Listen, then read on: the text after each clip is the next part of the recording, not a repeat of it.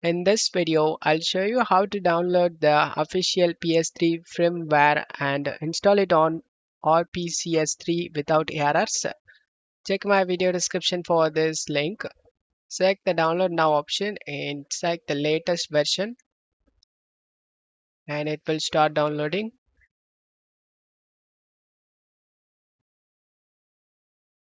Once download done, select this folder icon and open the RPCS3.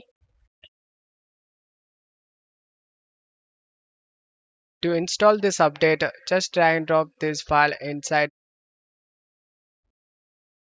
Minimize this and select the yes option to install the update.